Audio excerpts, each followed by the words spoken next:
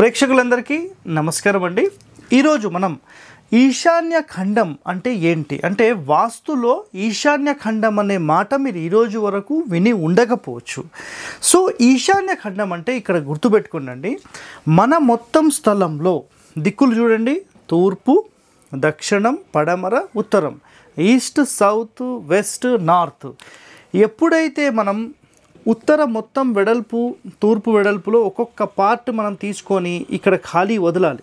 తూర్పులో, ఉత్తరంలో ఎక్కువ ఖాళీ స్థలం అనేది మీరు దక్షిణంలో వదలాలి అండ్ పడమరలో వదలాలి.